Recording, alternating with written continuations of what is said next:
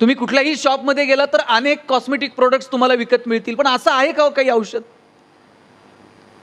अशी कुठली क्रीम आहे का? हां, चेहरा सुंदर होईल, पण जगणं सुंदर व्हावं असं काय आहे का? मी वडिलांना विचारलं, जगणं कधी सुंदर होईल? त्यांनी एक साधं उत्तर मला सांगितलं. ते म्हटले, जगणं जर सुंदर व्हावं असं वाटत असेल ना, तर तुला साधं एक गंमत सांगतो. म्हणे काय?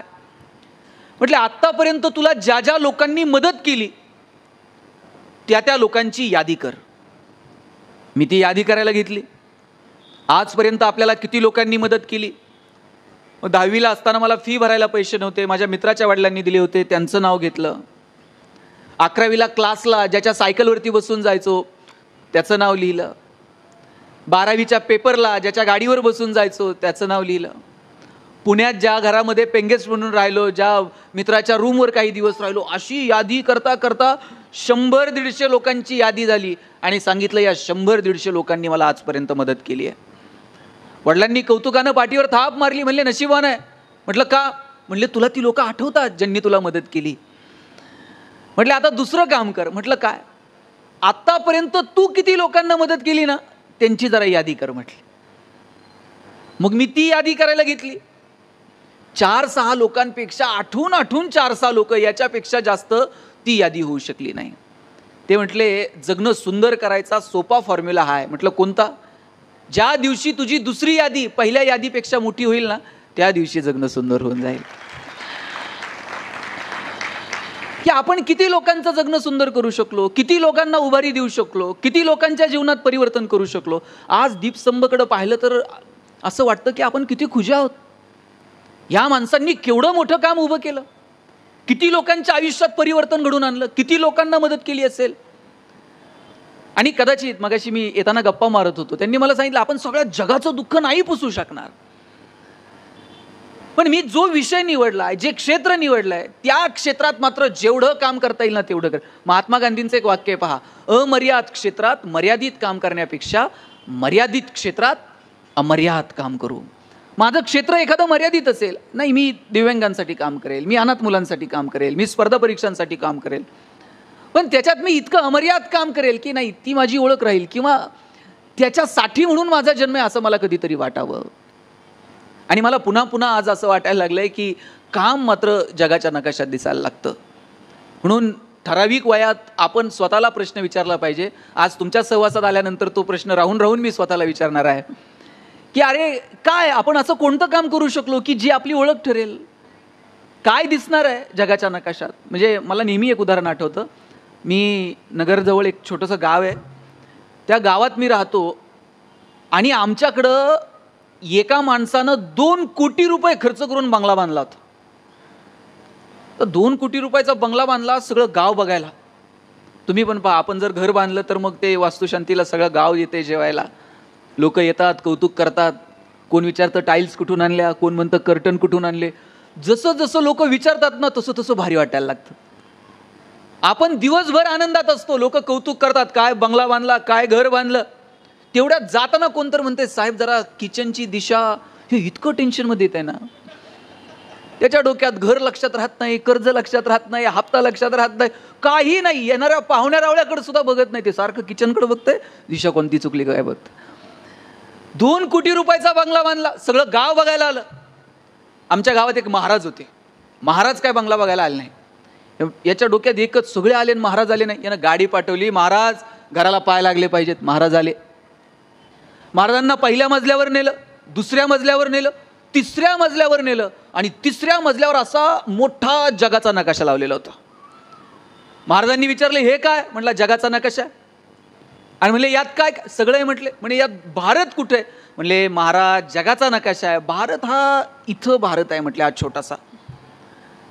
आणि म्हणले महाराष्ट्र. म्हणले अहो जगाच्या नकाशात भारतच एवढा दिसतोय, महाराष्ट्र इथं हा छोटा, इथं हा महाराष्ट्र आहे म्हटलं. आणि म्हणले नगर. आता महाराष्ट्रच नाही, म्हणले नगर इथं, हे बिंदू इथं नगर असलं पाहिजे म्हणले. आणि म्हणले आपलं केडगाव. आता ते म्हणलं महाराज आता नगर दिसतं आणि केडगाव. आणि म्हणले तुझा 2 कोटीचा बंगला कुठे यात? आणि महाराज म्हणले इथं जिल्हाच दिसना आणि माझा बंगला कुठून दिसायला लागलाय. महाराजांनी जाता जाता पाठीव थाप मारली. म्हणले राजा, जगाच्या नकाशात जी गोष्ट कधीच दिसणार नाही ती कमवण्यासाठी आयुष्य वाया घातलं की म्हटले. तुझा बंगला, तुझी गाडी जगाच्या नकाशात दिसत नाही. महाजन सरांचा बंगला दिसतो का नाही मला माहित नाही जगाच्या नकाशात, पण दीपस्तंभ मात्र दिसणार आहे. पोपटराव पवारांनी हिवरे बाजार उभं केलं, हिवरे बाजार मात्र दिसणार आहे. अण्णांचं राळेगण मात्र दिसणार आहे. जगाच्या नकाशात काम दिसतं. तुम्ही कोणत्या क्षेत्रात काय करू लागलात. आणि जगणं सुंदर यानंच होणार आहे की आम्ही इतरांच्या आयुष्यात काय आनंद निर्माण करू शकलो, इतरांच्या जगण्यामध्ये आमच्यामुळे काय परिवर्तन होऊ शकलं. हे बा, आपण माणसं आहोत, आपण जनावरं नाही आहोत. आपल्याला बोलता येतं, आपल्याला चालता येतं. परमेश्वराने ती कृपा केली आपल्यावरती की आपल्याला माणूस म्हणून जन्माला घातलं. म्हणजे आपल्यावरती सगळ्यात मोठे उपकार जर कोणते असतील तर मुळात आपण माणूस म्हणून जन्माला आलो. हा कधीही न संपणारा उपकार आहे परमेश्वराचा. आपल्याला भावना व्यक्त करता येतात, आपल्याला बोलता येतं. काहींना चांगलं बोलता येतं, त्यांच्यावर तर अनेक उपकार आहेत. काहींना चांगलं गाता येतं, त्यांच्यावर अनंत उपकार आहेत. भगवंतानं माणसावरती एवढे उपकार केलेत. आता आपल्याला ठरवायचे की या उपकारांची परतफेड आपण कशा पद्धतीने करावी. रस्त्यावरच्या जनावरांना त्यांच्या भावना व्यक्त नाही करतायत. हायवेला येऊन बघा, रोज 2-3 कुत्री मरून पडलेली असतात. त्यांच्या पिलांना तक्रार करता येते का पोलीस स्टेशनला जाऊन, आमच्या बापाची चूक नव्हती, याचाच ब्रेक लागला नाही, आमची तक्रार दाखल करून घ्या. त्यांना नाही बोलतायत. धाब्यावरती कोंबड्या घेऊन जातात काही लोक. त्या 2 व्हीलरला अशी काठी बांधलेली असते, त्या कोंबड्या अशा उलट्या बांधलेल्या असतात, त्यांच्या तोंडातून फेस बाहेर पडत असतो, पंख फडफडतात आणि त्यांना धाब्यावर घेऊन जातात. त्यांना कळतं आता शेवटचा प्रवास आहे, पण तक्रार करता येत नाही की आता नीट घेऊन जा. माणसाला तक्रारी करता येतात, या असं चालणार नाही म्हणता येतं. माणसाला आनंद व्यक्त करता येतो, कुणाच्या तरी खांद्यावरती डोकं ठेवून रडता येतं. केवढे उपकार आहेत भगवंताचे की त्यानं व्यक्त होण्याची संधी आपल्याला उपलब्ध करून दिली. मला वाटतं ज्याला व्यक्त होता येतं ना, त्याला आनंदाचे सगळे पैलू हळूहळू सापडायला लागतात. पण दुर्दैवानं व्यक्त होण्याची साधनं वाढली, साधनं वाढत गेली, पण व्यक्त होणं मात्र कमी कमी होत गेलं. त्यातला चांगुलपणा, त्यातला जिव्हाळा, त्यातली संवेदनशीलता, त्यातला ओलावा तो कधी संपला ना हेच कळलं नाही. पोस्टमन यायचा कधीतरी, पोस्टमन जर पत्र घेऊन आला ना सगळ्या घराला आनंद व्हायचा. त्यातले ते काही ते एकतर कुणाला तरी वाचता यायचं नाही, मग कोणीतरी ते पोस्टमनलाच वाचायला सांगायचं, मग त्यानं पत्र वाचून दाखवायचं. चांगली बातमी असली की त्याला चहा बी पार जेवून पोस्टमन जात होता. आता पोस्टमनच घराकडे येत नाही, पत्रच येत नाहीत. आता येतात फक्त पोस्टपेडचं बिल किंवा एखादी कर्जाची थकलेली नोटीस, तेवढी आता पोस्टाने येते. याच्या पलीकडे काय पोस्टमन आणि हा प्रकार फारसा उरलेला नाही. आता सगळं फास्ट आहे, विदिन अ सेकंद जगापर्यंत पोहोचतं. किती सुंदर गॅजेट आहे मोबाईल. हेवा वाटावा असं यंत्र आहे. एका सेकंदात तुम्ही जगापर्यंत पोहोचत होतात. पण त्याचा इतका अतिरेकी वापर झाला की त्यातून भावना बाजूला गेल्या आणि फक्त काहीतरी कृत्रिमपणा त्याच्यामध्ये उरला. आणि तो इतका वाढत गेला की त्याचे परिणाम सामाजिक स्तरावर, कुटुंबाच्या स्तरावरती, सगळ्या स्तरावरती आता जाणवायला लागलेत. म्हणजे एक काळ असा होता, पोरं मैदानावरती दिसायची, आता पोरं मैदानावर नाहीत. इकडून तिकडून पोरं मैदानावरती आलीच तरी ते शेजारी ठेवलेल्या बाकड्यावर बसून मोबाईलवर गेम खेळत आहे. 2-2, 2.5 वर्षाच्या पोरांच्या हातात मोबाईल दिले. बरं, ते दिले तर दिलं, बाप इतकं कौतुकानं सांगतंय मला कळत नाही ते त्याला कळतंय म्हणतंय मोबाईलमधलं. आता इथं काही वयस्कर महिला आहेत, मला सांगा आई, पोरगं जर रडायला लागलं तर तुम्ही काय करायचा? तो त्या पोराला जवळ घ्यायचं आणि जवळ घेतल्यावर पोरगं रडणं थांबवत होतं की नाही? का थांबवायचं? ते जवळ घेतल्याबरोबर त्याला जाणवायचं आई आहे. गर्भात असताना त्या लेकरानं पहिल्यांदा काय ऐकले? आईच्या हृदयाचे ठोके ऐकलेत आणि त्याला कळायचं की माझी आई आहे. जवळ घेतल्याबरोबर पोरगं रडणं थांबवत होतं. आता पोरगं रडायला लागल्यावर तुम्ही काय करता? काय वा वा वा, पर्समधनं मोबाईल काढायचा, पोराच्या हातात द्यायचा आणि ते पोरगं इतकं पुढचे ते मोबाईल हातात आल्याबरोबर रडणं थांबवते.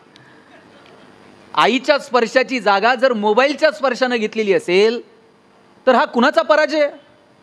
हा विज्ञान तंत्रज्ञानाचा विजय आहे का मातृत्वाचा पराजय आहे? मला वाटतं हे ठरवण्याची वेळ आली आहे. आनंद हा फक्त साधनांमध्ये नाहीये, त्याच्या पलीकडे आहे.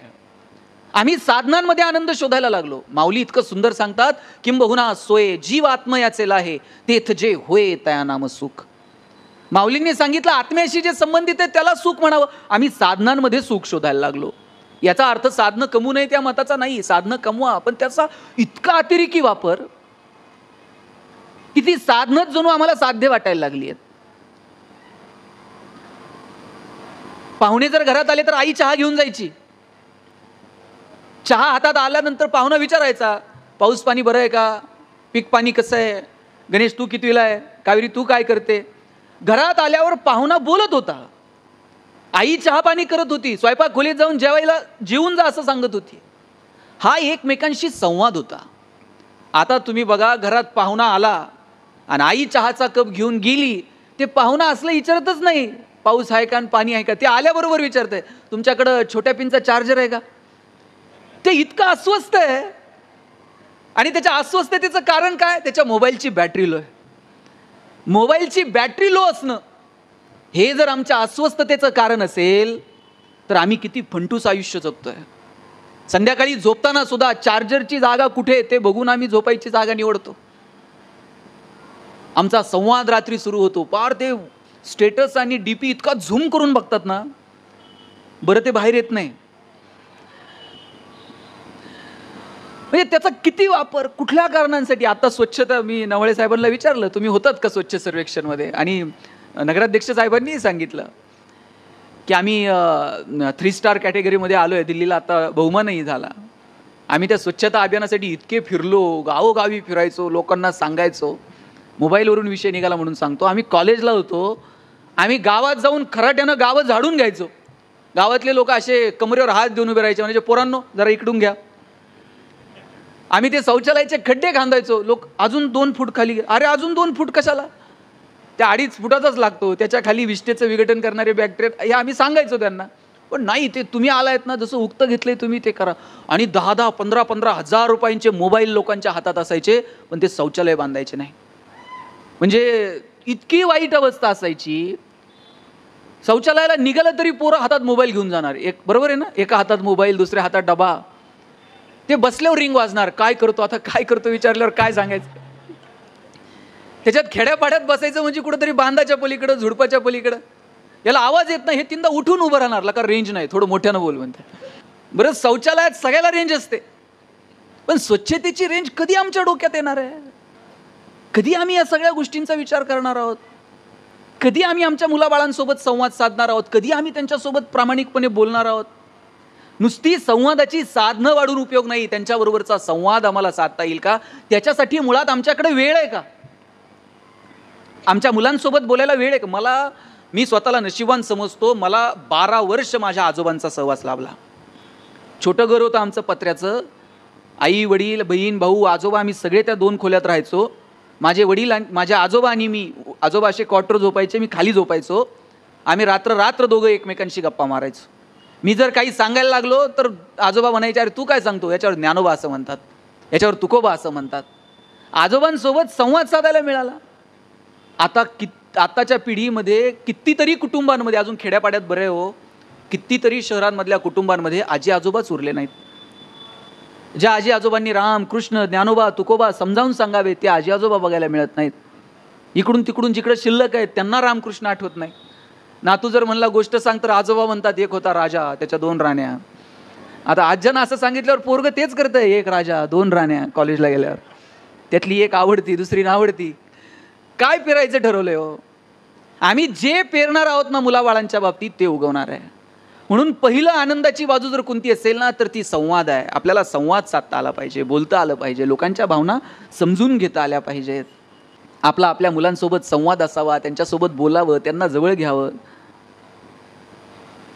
आपल्या ज्या जगण्याच्या संकल्पना आहेत त्या त्यांच्यासमोर किमान नाही, त्यांच्यावर लादू तर नयेतच.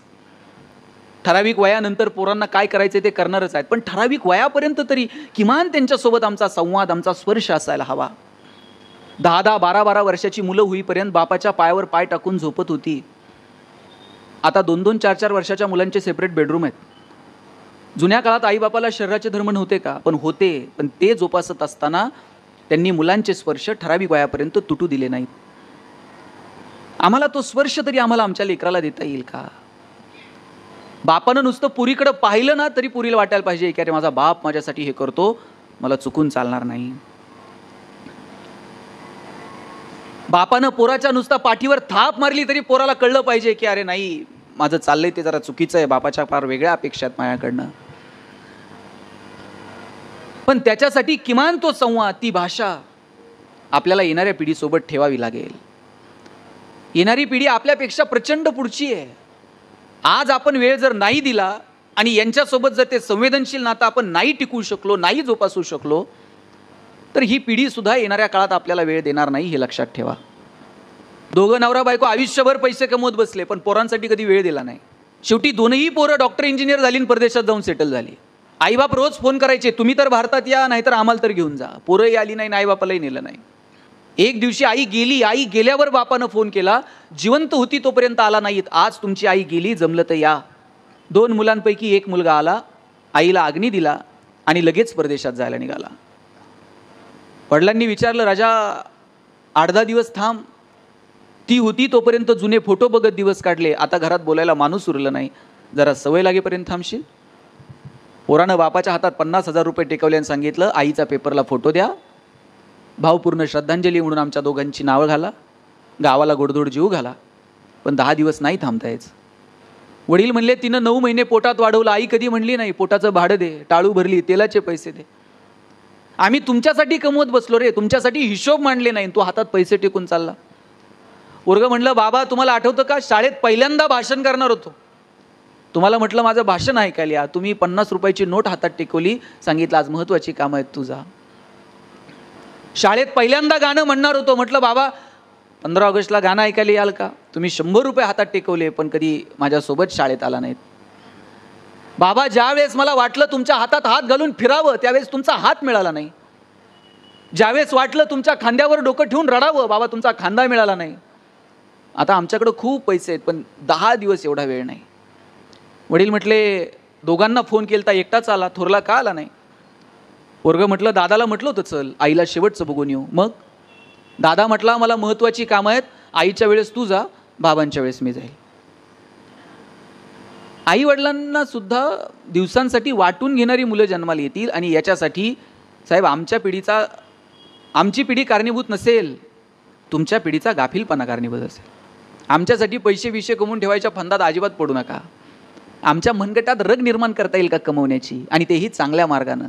आमचे वडील सांगतात, वाईट मार्गाने मिळवलेले पैसे म्हणजे प्रेतावरची फुलं आहेत, हसूही देत नाहीत आणि रडूही देत नाहीत. 10 साखर कारखान्याचे शेअर्स घेता येतील पण डॉक्टर सांगतील चमचावर पण खाऊ नका. दिवाण बनवून घ्याल झोपायला 10 लाखाचा, पण डॉक्टर सांगतील मनक्यात गॅप आहे, चटईवर झोपत चला. आम्ही कुठे घेऊन जाणार आहोत. एक दिवस असा येईल की तुम्हाला तुमची प्रगती समाधानाच्या पातळीवरती मोजावी लागेल. तुम्हाला मी साधं उदाहरण सांगतो. मी ज्यावेळेस कॉलेजला गेलो त्यावेळेस माझ्या सरांनी मला विचारलं, गणेश तुला MBA कशात करायचं. म्हटलं मला ह्युमन रिसोर्स मॅनेजमेंटमध्ये MBA करायचं. वर्गात ते प्रत्येकाला विचारायचे, कोण MBA कशात करणार. आमच्या वर्गात एक बोबडं बोलणारं पोरग होतं. मुलांना तुमच्यासाठी सांगतो, तुम्हाला वाटतं मला बोलता येत नाही, मला हे करता येत, असले न्यूनगंड मनात ठेवायचे नाही. मी गरीब कुटुंबात जन्माला आलो, मला ह्या सुविधा नाहीत, असलं काही नसतं जगात. सुख दुःख हे सगळं आपल्या आपल्या भोवती फिरत असतं. त्या कोशातून ज्यांना बाहेर पडता येतं ना, त्यांचं जगणं समृद्ध होतं. त्या पोराला बोबडं बोलायचं, नीट बोलता यायचं नाही. त्याला विचारलं MBA कशात करणार, पोराने ठणकून सांगितलं मार्केटिंगमध्ये MBA करणार. म्हटलं सर, म्हटले र बोलता येईन तू मार्केटिंग, तुझं बॅकग्राऊंड कॉमर्स आहे, फायनान्समध्ये कर. वर्गात उठून उभं राहायला म्हणला, चल कलनाल तर मार्केटिंगमध्ये MBA कलनाल, नाही तर शिकणार नाही. म्हटलं सर म्हणले तुला काय करायचं आहे ते कर, परीक्षा घेऊयात आणि शोधूयात कुणामध्ये मार्केटिंगचं टॅलेंट आहे. म्हटलं ठीक आहे. आम्हाला 100 पोरांनो रामायणाच्या प्रती दिल्या आणि सांगितलं या रामायणाच्या प्रती बाजारात जाऊन विकून यायच्या. ज्याच्या सगळ्यात जास्त प्रती विकल्या जातील आपण समजूयात की त्याच्यामध्ये मार्केटिंगचं टॅलेंट आहे. म्हटलं ठीक आहे. आम्हाला वाटलं आम्ही बोलणारी पोरं अशा 100 प्रती विकून येऊ बाजारात. 8 दिवस बाजारात फिरलो. 9व्या दिवशी वर्गात आलो. सरांनी विचारलं, गणेश 100 पैकी किती प्रती गेल्या. म्हटलं 4. राहुल 8, संतोष 10. मार्क मिळवणारी पोरं पण 20 पेक्षा जास्त प्रती कुणाच्याच गेल्या नाही. ते बोबडं बोलणारं पोरगं मागच्या बाकावर बसायचं. त्याला विचारलं तुझ्या किती गेल्या रे. म्हणला सल 100च्या 100 प्रती विकून आलं. म्हटलं सर, म्हटले केलं काय, मार्केटिंगची कोणती स्ट्रॅटेजी, कोणतं रेफरन्स बुक. म्हणला काहीच केलं नाही. म्हटले मग लोकांच्या दालात जायचो, उभं राहायचो, बेल दाबायचो, लोक बाहेर यायची, लोक बाहेर आली की समोर रामायण ठेवायचो आणि सांगायचं हे रामायण विकत घेता का वाचून दाखवू. लोक म्हणायची वाचून नको दाखवू, तुझं रामायण विकत घेतो. आता बोबडं बोलणं विकनेस आहे का स्ट्रेंथ आहे? आणि त्यानं जर तो तसाच दाबून ठेवला असता तर स्ट्रेंथ ठरला असता का? निश्चित ठरला नसता. आपल्या प्रत्येकात काहीतरी वेगळेपण आहे. ते वेगळेपण आपल्याला ओळखता आलं पाहिजे. ज्या दिवशी आपल्याला आपल्यातलं वेगळेपण सापडलं ना, त्या दिवशी जगणं सुंदर आहे. आणि तुमच्यासाठी मदत करणारे असे असंख्य हात आहेत. ज्या दिवशी असं वाटेल ना आपल्याकडे काय थोडंसं असं खचल्यासारखं वाटेल, त्यावेळेस सरांकडे बघायचं. मला वाटतं आईबाप म्हणून काही नाही तर किमान मोठी स्वप्न तर पोरांना दाखवा की अरे तू करू शकतो, मी आहे तुझ्यासोबत. ते पोरगं काही वेगळं करायला गेलं का बाप सांगतंय अंथरून पाहून पाय पसर. त्याला ते पोरगं हातपाय खोडून खोडून मरून गेलं. पण बापानं काय त्याला कधी बापानं सांगितलं पाहिजे हातपाय पसर, अंथरुणाचं काय करायचं तुझा बाप बघल. एवढी धमक आपल्याला आपल्या लेकरात निर्माण करता आली पाहिजे. ही धमक, ही स्वप्न तरी किमान आपल्याला आपल्या मुलांना दाखवता आली पाहिजेत. अहो आयुष्यातला संघर्ष त्यात सुद्धा मजा आहे. ज्यावेळेस तह झाला आणि किल्ले द्यावे लागले मिर्झा राजेला, औरंगजेबाला भेटायला निघाले राजे. जाताना एकटे गेले का? एकटे जाऊ शकले असते, पण संभाजीराजांना घेऊन गेले. एखादा बाप म्हटला असता पोराला इकडं संकटात कुठं, पण शिवाजीराजे घेऊन गेले संभाजीराजांना. का? आत्तापर्यंत तू जिंकणं बघितलं, संघर्ष सुद्धा कळायला नको? आयुष्यातला संघर्ष कळावा. मधला जो प्रवास आहे, या प्रवासात काहीतरी गप्पा झाल्या असतील का नाही शिवाजीराजांच्या आणि संभाजीराजांच्या? तिथं आग्र्याला पोहोचेपर्यंत काय बोलले असतील शिवाजीराजे संभाजीराजांना? स्विस बँकेत आपला अकाउंट आहे, पासवर्ड सांगून जातो, पुण्यात आपले 2 फ्लॅट आहेत. काय बोलले का असतील शिवाजीराजे? शिवाजीराजांनी सांगितलं असेल शंभूराजे आतापर्यंत जिंकणं बघितलं, चला आता संघर्ष पहा. घेऊन गेले. राजबिंडा संभाजीराजा पाहिला ना, औरंगजेबाने एक हत्ती भेट म्हणून दिला संभाजीराजांना. आणि थोडीशी गंमत करावी म्हणून दिलेर खान म्हटला, शंभूराजे आप इतने छोटे हो और हाथी इतना बड़ा है, इस हाथी को आप महाराष्ट्र में कैसे ले जाओगे? एवढा एवढासा संभाजी राजा दिलेर खानाच्या डोळ्यात डोळे घालून सांगतोय तो जानवर है, बैठ कर जाएंगे, नहीं आया तो खींच कर ले जाएंगे, लेकिन हमारे आबा साहब ने जो आपको किले दिए हैं वो तो अभी महाराष्ट्र में है, उन्हें आप आगरा कैसे ले आओगे? एवढा एवढासा संभाजी राजा, पण माहित होतं तहात दिलेत, गेल्यावर घेऊ की परत. आता तहात दिलेत तुम्हाला, महाराष्ट्रात गेल्यावर परत घेऊ. अरे लढणं काय असतं पेट. अरे कोणत्याही संकटाच्या समोर ना असं छाती काढून उभं राहता आलं पाहिजे. संकटाला सुद्धा वाटलं पाहिजे कुठून याच्या नादाला लागलो. तुम्हाला ते महमूदचा पिक्चर माहिती आहे का? ते महमूद, आता तुम्ही तुमच्या पिढीने हे पिक्चर पाहिले असतील. मला तो सीन इतका माझ्या मनावर कोरला गेला. त्या महमूदच्या अशी छातीवर बंदूक ठेवली का गुंडानं, आणि त्याला विचारलं बोल तरी आखरी ख्वाहिश काय. कसलं संकट आहे हे? छातीवर बंदूक ठेवून त्याला विचारलं बोल तरी आखरी ख्वाहिश काय आहे. महमूद म्हटलं आखरी ख्वाहिश तरी बंदूक मुझे दे दे म्हटलं. अरे कसलं भन्नाट आहे. असं संकटाच्या सुद्धा डोळ्यात डोळे घालून मिश्किलपणे कधीतरी बघता आलं पाहिजे. संकट सगळ्यांच्या वाट्याला आहेत, त्यातले गमतीचे प्रसंग शोधा. हे आयुष्य परत नाही. आणि देव किती सुंदर वागलाय हो तुमच्या माझ्यासोबत. जन्माला येण्याची बातमी 9 महिने आधी सांगताय. कोणतरी येणार आहे, तयारीला लागा, कुणीतरी येणार आहे, कुणीतरी येणार आहे. 9 महिने आधी संकेत येतात की जन्माला येणार आहे. जायचं 2 मिनिट पण आधी सांगत नाही. आणि जायचा जर मेल आधी पाठवला असता देवानं, आटपून घ्या, लोक मेल आल्याबरोबर गेली असती. अरे काय म्हणले असते. काल एक जणाला विचारलं, ते ससा कासवाची गोष्ट माहिती आहे का पुरींनो तुम्हाला? ससा कासवाच्या गोष्टीत कोण जिंकलं? हा, कासव जिंकलं. कासव जिंकलं. मी पोरांना विचारलं या गोष्टीतनं काय शिकलात? ते म्हटलं काय शिकलात म्हणजे काय, रेस हारली तरी चालेल पण दुपारची झोप झाली पाहिजे म्हटलं. तुम्ही माहिती आणि ज्ञानात गफलत करू नका. आम्हाला काय मिळवायचंय, काय कुठे घेऊन जा. 2 मार्क पोरांनो कमी पडले एखाद्या विषयात तरी चालेल, याचा अर्थ कमी पाडू नका, पण पडले तरी हरकत नाही. पण आम्हाला समाज कळतो का? समाजातले प्रश्न कळतात का? आम्हाला देश कळतो का? आम्हाला निसर्ग कळतो का? आम्हाला समाज कळतो का? या दृष्टीनं थोडा विचार व्हायला हवा. डॉक्टर होतील हो, पण समाजाची नाडी कळेल असे डॉक्टर आम्हाला निर्माण करता येतील का? अभियंते येतील हो, पण समाज अभियंते आम्हाला निर्माण करता येतील का? अधिकारी होतील, परंतु आम्ही कशासाठी अधिकारात आहोत असं कळणारे अधिकारी येतील का? म्हणजे नेवाळे साहेब, अजूनही तलाट्याकडे जायचं असेल तर आमचा शेतकरी घाबरत घाबरत जातो. भाऊसाहेबाचा मूड नीट असेल का? हा नोकरशाहीचा सगळ्यात मोठा पराजय आहे की आमच्याकडे येताना लोकांना भीती वाटावी. जोपर्यंत ते असे बिनधास्त आमच्याकडे येत नाही, साहेब एवढं काम आहे, तोपर्यंत नोकरशाहीचा विजय नाही. असे देशप्रेमानं समाज हितासाठी ओतप्रोत भरलेले अधिकारी आम्हाला घडवता येतील का? मला वाटतं ही खरं तर आजच्या समस्या आहेत. त्याच्यासाठी येणाऱ्या काळात आपल्याला काम करता येईल का? मला वाटतं याचा विचार व्हायला हवा. म्हणून मला आपल्या सगळ्यांसोबत आज या व्याख्यानमालेच्या निमित्तानं फक्त 1-2 विषयांना स्पर्श करून मी थांबेल. निसर्ग, समाज आणि अर्थकारण हे जे 3 मुद्दे आहेत याच्यावरती वारंवार चर्चा व्हायला हवी, याच्यावरती काम व्हायला हवं.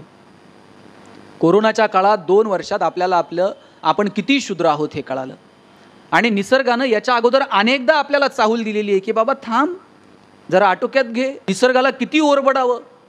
नेपोलियननं तिकडे युरोप जिंकला, जाताना लाखो सैन्य घेऊन गेला. शस्त्रांच्या जोरावरती नेपोलियनला युरोप जिंकता आला, पण युरोप जिंकल्यानंतर तिथं पिवळ्या तापाची साथ आली आणि त्याच्यात त्याचं सैन्य स्वतःला टिकू शकलं नाही. मोजकं सैन्य परत घेऊन नेपोलियनला परत मायदेशी परतावं लागलं. शस्त्रांच्या जोरावरती युरोप जिंकता आला, पण साध्या पिवळ्या तापाच्या साथीसमोर त्याचं सैन्य टिकाव धरू शकलं नाही. निसर्ग शस्त्रांच्या जोरावरती जिंकता येणार नाही. चीनमध्ये मिंग राजवट होती, तिथं पण अशीच साथ आली. आजूबाजूच्या टोळ्यांनी आक्रमणं केली, सगळी मिंग राजवट उद्ध्वस्त करून टाकली. दक्षिण आफ्रिकेमध्ये जनावरांचा प्लेग आला, सगळी जनावरं मरून गेली. जनावरांवरती आधारित उद्योग व्यवसाय सगळे लयाला गेले. वेळोवेळी माणसाला जाणीव करून दिली आहे निसर्गानं, बाबा निसर्गाकडे जरा बघ, 2 झाडं लाव नाही ती वाढव बाबा, पाण्याचं नियोजन कर, थेंब थेंब त्याचा वापर नीट कर. आम्ही लहान होतो पोरांनो तुमच्यासारखे, असं गुडघ्यानं पाय टिकून जनावरासारखं आम्ही नदीवरती पाणी पिलेलं मला आठवतंय. तुम्ही तर पाहिलंच असेल. मला आठवतंय मी असं गुडघे टेकून जनावरासारखं पाणी पिलेलं आहे. आज पॅक बॉटलमधलं पाणी 10 वेळा माणूस विचार करतोय पिऊ का नको, नीट असेल का नाही. कुठे घेऊन चाललोय आम्ही निसर्गाला. ताई, आंब्याच्या सीझनमध्ये जर आम्ही गावात गेलो, कोणत्याही घरात जाऊन आम्ही आंबे खात होतो, एवढे आंबे गावात होते. आता बांधावर आंब्याचं झाड सापडत नाही. आंबे कसे पिकवले ते आम्हाला माहीत नाही. बोराच्या सीझनमध्ये गेलो, गावातल्या 2-4 पोरांची तरी डोकी फुटलेली असायची. हे बोराला दगड मारतंय, डोक्यात दगड पडतोय, डोकं फुटतंय. जांभळाच्या सीझनमध्ये 4-5 पोरांचे तरी हात मोडलेले असायचे गावात. जांभळा वर चढतंय, ते लाकूड कमकुत असतं जांभळाचं, खाली पडतंय. निसर्ग भरभरून देत होता. आज आम्ही निसर्गाकडे पाहायला वेळ नाही हो. पोरांनो, निसर्ग समजून घेतला पाहिजे. ज्ञानोबा तुकोबांना निसर्ग कळाला, तो आजही आम्हाला का कळाला नाही. समाज व्यवस्था आजही आम्ही एकमेकांना जातीच्या धर्माच्या चष्म्यातनं पाहायला लागलो. या सगळ्यांच्या पलीकडे जाऊन माणूस म्हणून जगता येईल का? आणि त्याच्यानंतर जर काय असेल तर त्या अर्थकारण. पोरींनो, स्वतःच्या पायावर उभं राहा. 2 रुपये कमवायची ताकद तुमच्यामध्ये असली पाहिजे. उद्या काहीतरी उद्योगात जाल, व्यवसायात जाल, 2-4 हजार कर्मचारी तुमच्या कंपनीत कामाला असतील. असं ज्यावेळेस मस्तपैकी गाडीत याल ना, ते सॅल्यूट मारते बघा गेटवरचा, आणि मग एखाद्या दिवशी येताना तुम्ही तुमच्या आईला घेऊन यायचं. ते गेटवरचं असं सॅल्यूट मारताना काय आनंद असेल तुमच्या आईच्या चेहऱ्यावर, मला खरं सांगा. मग का बरं आपण आपल्या आयुष्यात कष्ट करू नयेत? का आपण मोठं होऊ नयेत? आणि पोरांनो, तुम्ही सुद्धा लक्षात ठेवा, तुमच्यापेक्षा प्रत्येक क्षेत्रात आज पोरी पुढे आहेत. तुम्हाला राग आला का? राग अजिबात येऊन देऊ नका. पोरी किती हुशार असल्या तरी शेवटी तुम्हालाच मिळणार आहेत. फक्त आत्तापर्यंत चॉईस तुमच्याकडे होता, इथून पुढे तुमच्याकडे असणार आहे. म्हणजे अशा ह्या एकमेकीला फोन करतील, हे चल जरा पुण्याला जाऊन येऊ. मग पुढची मुलगी विचारेल, पुण्याला काय? ते मुलाचे वडील 10 दिवस झाले फोन करतायत, मुलगा बघून जा, मला वेळ नाही. चल येते का जरा मुलगा बघून. मग या 4-5 जणी गाडी काढणार, मुलगा बघायला जाणार. पोराचा भाऊ दारात कुठंतरी रांगोळी काढत असणार. तुम्ही अशी गाडी लावायची, आज सोफ्यावर जाऊन बसायचं, असा पायावर पाय टाकायचा. मग पोरगा तिकडनं चहा पोहे घेऊन येणार. मग तुम्ही असं डोळ्यात डोळे घालून विचारायचं, का रे स्वयंपाक बिपाक जमतो का? पोरींनी होकार दिला तरच आपली लग्न होतील. लक्ष, आता आमची झाली. खरं तर मुलगा मुलगी असा कोणताही भेदभाव न करता आपल्या मुलींना शिकवा. घराचं घरपण जर कशात आहे ना, या लहान बाळांमध्ये, या लेकरांमध्ये, या पोरींमध्ये लक्षात ठेवा. ज्या घरातली स्त्री सुखी ना पोरांनो, ते घर सुखी. मग ती तुमची आई असेल, तुमची बहीण असेल, तुमची पत्नी असेल, घरातली स्त्री आनंदात असली पाहिजे, ती सुखी असली पाहिजे. आणि हे इतके भोळे आहेत ना, यांना काय लागत नाही सुखात ठेवायला. यांना काय तुम्ही रोज चेक दिला पाहिजे असं काय नाही, हे काही विचारत. फक्त कधीतरी त्यांच्या कष्टाचं, त्यांच्या प्रेमाचं कधीतरी कौतुक केलं. आता तुम्हाला सांगतो, मला आता इथून घरी जायला 2-3 वाजत असतात रात्री. कोणती बायको 3 वाजता आनंदात दार उघडते? ती चिडूनच उघडत असते. तिने असं चिडून दार उघडलं ना, आपण फक्त असं 30 सेकंद तिच्याकडे राजेश खन्नासारखं बघायचं, म्हणायचं तू ये म्हणून चाललंय, नाहीतर आपलं काय खरं आहे का? ती बिचारी अख्ख्या गल्लीत सांगते 1 नंबर नवरा आहे म्हणते. काय लागतं आनंदात ठेवायला? ज्या घरातली स्त्री सुखी ते घर सुखी. आणि पोरींनो, ते राखी पौर्णिमेला भाऊ गिफ्ट देतो की नाही तुम्हाला? काय देतो? कॅडबरी सेलिब्रेशन, अजून काय असलं काहीतरी देते ते तुम्हाला. त्याला म्हणायचं हे ठेव बाजूला, मला एक शब्द दे म्हणायचं. भाऊबीजेच्या दिवशी, रक्षाबंधनच्या दिवशी भावाला एकच मागणं मागायचं. त्याला सांगायचं जेवढं आदर माझा करतो ना, तेवढाच आदर इतरांच्या बहिणीचा कर. म्हणजे कोणत्या बहिणीसाठी मोर्चे काढावे लागणार नाहीत, कॅन्डल मार्च काढावे लागणार नाहीत. एवढं जर तुम्ही केलं ना तरीसुद्धा खूप झालं. आणि म्हणून जाताना हा संदेश देईल की पोरींना शिकवा. या जगाची निर्मिती, ह्या निसर्ग हा तुमच्यापासून आहे. हो, आई म्हणून तुमच्याकडे पाहिलं जातं, बहीण म्हणून. अहो, ज्ञानोबा ताटी लावून बसले होते. ज्ञानोबांना ताटी उघडा कुणी सांगावं? कोणात एवढं धाडस आहे की ज्ञानोबांना जाऊन म्हणायचं ताटी उघडा? एवढीशी मुक्ताई पुढे गेली आणि म्हणाली चिंता क्रोध मागे सारा, ताटी उघडा ज्ञानेश्वरा.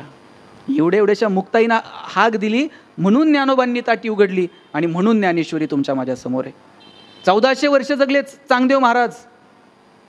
कोरं पत्र पाठवलं, मुक्ताईच्या हातात पडलं. मुक्ताई म्हणली चांगदेवा 1400 वर्ष जगलात, पण कोरे ते कोरेच राहिलात. 1400 वर्ष जगलेल्या चांगदेव महाराजांना एवढ्याशा मुक्ताईनं जगण्याचा अर्थ समजून सांगितला. मगाशी महाजन सरांनी नमस्कार केला आणि तुमच्याकडून प्रतिनमस्कार आला नाही. हे सगळे भावंड नामदेवरायांना भेटायला गेलते, निवृत्ती, ज्ञानदेव, सोपानंद, मुक्ताई. ह्या सगळ्यांनी नमस्कार केला, पण मुक्तीनं मात्र नमस्कार केला नाही. आणि जाताना ज्ञानोबा चिडले, म्हणले मुक्ते आम्ही सगळ्यांनी नामदेवरायाला नमस्कार केला, तू का केला नाही? तेव्हा मुक्ताई म्हटली दादा तुम्ही जेवढा समजता ना तेवढा नामा अजून मोठा झाला नाही. ते म्हणले काय म्हणतेस? नामदेवरायांचा अधिकार एवढा आहे, नामदेवराय जर कीर्तनाला लागले तर देवसुद्धा नाचतो, आणि तू म्हणती नामा अजून मोठा झाला नाही. मुक्ताई म्हणली दादा साधा शिष्टाचार आहे, नमस्काराला प्रतिनमस्कार करायचा असतो. तुम्ही नमस्कार केल्यानंतर नामदेवरायांनी तुम्हाला नमस्कार केला नाही, नामा अजून मोठा झाला नाही. आणि मुक्ताईंनी बोलून घेतलं नामदेवरायांना. आळंदीला या म्हणले आमच्या सिद्धेश्वरांनी बोलवले. आणि मग गोरोबा काकांनी डोक्यात धापटणं मारून सगळ्यांची परीक्षा घेतली, सगळ्यांच्या डोक्यात मारलं. नामदेवरायांच्या मारायला लागले. नामदेवराय म्हणले मारू नको. म्हणले हे कच्चं मडकं आहे, हे पक्क करावं लागेल, गुरु करावा लागेल. गुरुनी मार्ग दाखवला. सांगायचं तात्पर्य मुलींमध्ये प्रचंड ताकद आहे, त्यांना शिकवा. नाही म्हणले ते पोरगी नको. म्हणले का? ते वंशाला दिवा लागतो म्हणले. वंशाला काय पंथी चालत नाही का? नाही म्हणले पण ते चितेला आग लावायला पोरगी नको का? मला खरं सांगा, गॅस कोण चांगलं पेटवतं? चूल कोण चांगलं पेटवतं? आणि मग चिता कोण चांगली पेटवल? त्याला पोरगाच कशाला पाहिजे हो? मुलगी घराचं घरपण आहे, म्हणून तिला शिकवा, तिच्यासाठी मोठी स्वप्न बघा, तिला जेवढं करता येईल तेवढं तिच्यासाठी करा. मुलगा मुलगी असा भेदभाव न करता त्यांना भरभरून जेवढं देता येईल ना तेवढं द्या.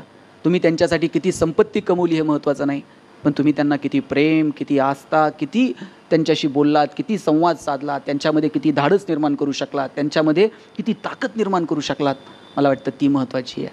त्यासाठी आपण भरभरून काम करू, एकमेकांचं जगणं सुंदर व्हावं याच्यासाठी प्रयत्न करू. आयुष्यातल्या छोट्या छोट्या गोष्टींचा आनंद घ्यायला विसरू नका. मोठी स्वप्न बघा, पण छोट्या गोष्टीचा आनंद घेणं मात्र विसरू नये. शेवटच्या 1 मिनिटात सांगतो, मला असं नेहमी वाटतं की छोट्या छोट्या गोष्टींमध्ये आनंद आहे आणि तो आपण घेतला पाहिजे. ते आनंदाचे क्षण आयुष्य निघून गेलं ना मग कळतं की अरे ते जगायचं राहून गेलं. श्वास थांबल्यानंतर जगण्याची सुविधा अद्याप उपलब्ध नाही. श्वास थांबला की सगळं संपलं. जोपर्यंत श्वास आहे तोपर्यंत जे करायचं आहे ते करून घ्यावं, आनंदानं जगून घ्यावं. नंतर तुम्ही म्हटलात की नाही ही अमुक एक गोष्ट राहिली, नाही करता येणार, म्हणून साध्या साध्या गोष्टींमधला आनंद घेता आला पाहिजे. माझे वडील शिक्षक, आमचं घर पत्र्याचं, अख्ख्या कॉलनीत सगळ्यांची घरं स्लॅबची, आमचंच एक पत्र्याचं. मी आईला म्हणायचो आई सगळ्यांचं स्लॅबचं ना आपलंच पत्र्याचं का? आई म्हणायची तुझे वडील शिक्षक आहेत म्हणून घर पत्र्याचं. म्हणलं आता शासनाचा GR आहे का शिक्षकांनी स्लॅबची घरं बांधाय? ती म्हणायची कार्ट्या नशिबान आहेस पत्र्याच्या घरात जन्माला आला. म्हटलं का? ती म्हणायची बघ घर गरम व्हायला लागलं का तुला कळतं उन्हाळा सुरू झाला आहे, घर गळायला लागलं का तुला कळतं पावसाळा सुरू झाला आहे. शेजारच्या स्लॅबच्या घरात उन्हाळाही कळत नाही पावसाळाही कळत नाही. खास ऋतूंची ओळख व्हावी म्हणून भूगोल शिकवणाऱ्या तुझ्या बापानं असलं मॉडेल उभं केलंय म्हणायचे. काय मजा होती हो जगण्यामध्ये. वडील एक चॉकलेट आणायचे आणि माझ्या बहिणीच्या हातात द्यायचे पोरींना आणि सांगायचे गणेशाने तू अर्धा अर्ध करून खा. ताई चॉकलेटचे 2 भाग करायची, एक मोठा आणि एक, आणि ताई चॉकलेटचा मोठा भाग मला द्यायची आणि छोटा स्वतःला ठेवायची. चॉकलेट छोटं होतं पण आभाळा एवढा संस्कार करून गेलं. मोठ्या लोकांनी मोठ्या गोष्टी मोठ्या मनानं छोट्या लोकांना द्यायच्या असतात आणि जगात हे फक्त बहीण करू शकते, दुसरं कोणी नाही. म्हणून बहिणीचा सन्मान करा, आपल्याही आणि इतरांच्याही. तुम्ही ते म्हातारी माहिती आहे पोरींनो, झाडातनं बाहेर यायची, पाहिली का तुम्ही ती? ती म्हातारी अजूनही तरुण आहे, पण ऐन तारुण्यात व्यसनाच्या नादी लागून आमची पोरं कधी म्हातारी झाली ते मात्र कळलं नाही. तुम्ही वहीत कधी मोराचा पीस ठेवलाय का? नाही ठेवला? ठेवून बघा. आम्ही ठेवायचो लहान असताना. आम्ही मोराचा पीस ठेवला तर आमचे सिनियर सांगायचे अजून 2 वर्ष ठेवायचा. म्हटलं मग काय होतं? म्हणले त्याला पिल्लू होतं. कधीच झालं नाही ते, पण वेड्या आशेनं 2-2 वर्ष तो मोराचा पीस वहीत आम्ही जपून ठेवला. म्हणून या छोट्या क्षणांचा मस्त आनंद घ्या, हसत राहा.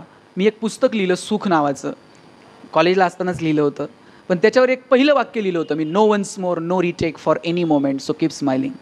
आयुष्याच्या चित्रपटाला रिटेक नाही, आयुष्याच्या गाण्याला वन्स मोर नाही. तुम्हाला वाटलं माझं भाषण पुढं ढकलावं, ढकलता येणार नाही. घरी गेल्यानंतर वाटलं परत ऐकावं, परत ऐकता येणार नाही. आयुष्याचा कोणताही क्षण पुढं ढकलता येत नाही आणि कोणताही क्षण रिव्हर्स करून बघता येत नाही. म्हणून मस्त जगा, हसत राहा. मी आल्यापासून 2-3 बघतोय, हसलेच नाहीत ते. ते हसावं वाटलं तरी शेजारच्याकडे बघणार, तो हसतोय का? ते हसत नाही, मग मी का हसू? माणसालाच हसता येतं साहेब, जनावरांना येतं का हसता? खरं सांगा ताई. शेणकूर करायला गोठ्यात गेलाय आणि एखाद्या म्हशीनं छान स्माईल दिली, असं झालंय कधी? म्हैस म्हणते का प्लीज वेलकम इन गोठा विथ स्माईल? गाढवाला कधी हसताना बघितलंय का? ज्या दिवशी साहेब गाढव हसायला सुरुवात करते ना, त्या दिवशी समजायचं गाढवाचा प्रवास मानवत्वाकडे सुरू झाला. आणि ज्या दिवशी माणूस हसायचं बंद करते, त्या दिवशी समजायचं माणसाचा प्रवास तुमचं तुम्ही समजून घ्या कुठे झाला. म्हणून मस्त राहा, हसत राहा. आणि कितीही मोठे झाला, मगाशी 1 मिनिटं घेतो शेवटचा, महाजन सरांना त्यांचे शिक्षक भेटले आणि ते मला ओळख करून देताना म्हटले, ही सगळी व्याख्यान मला ना हेच सगळं करतात, माझा याच्यात टाचणी इतका पण रोल नाही आहे. त्यावेळेस ते म्हटले की नाही, सगळं हे म्हणजे सगळं करून सुद्धा मी कुणी नाही, हा भाव आपल्या मनात कायम असला पाहिजे, तर भगवंत सुद्धा भरभरून देतो. एक शेवटचं उदाहरण सांगून थांबतो. एक राजा होता, त्या राजाला भेटायला एक माणूस चालला होता आणि ते तिथे जाताना ते शिपायांनी अडवलं. ते म्हणले, अरे डायरेक्ट दरबारात चाललाय, तू कोण आहे? तो म्हणला, तुम्हाला माहीत नाही मी कोण आहे? डायरेक्ट मला परवानगी पाहिजे. तू म्हणले, अरे बाबा तू काय या राज्यात कुणी शिपाई आहे का की तुला इथून जायला परवानगी आहे? हे म्हणला, शिपाई. उससे बडकर हूँ म्हटला मैं. अरे म्हणले, तुम कोई सैनिक हो? म्हणला, उससे भी बडकर हूँ. तो सैनिक? सरदार हो? सरदार. उससे भी बडकर हूँ म्हटलं. क्या प्रधान हो? प्रधान से भी बड. क्या तुम राजा हो? राजा से भी बडकर हूँ म्हटलं. आता म्हणलं, राजापेक्षा मोठ, राजा की गुरु हो? म्हणले, उससे भी बडकर हो. क्या तुम खुदा हो? तो म्हणला, अरे खुदा, उससे भी बडकर. अरे उससे बडकर तो म्हणले, कुछ भी नहीं. हा म्हणला, वही हूँ मैं, कुछ भी नहीं. हे असलं कुछ भी नाही होता आलं पाहिजे. ते ज्या दिवशी होता येतं ना, त्या दिवशी मस्त जगता येतं. खूप खूप शुभेच्छा. No once more, no retake for any moment. So please please please dear friends, keep smiling. Thanks lot.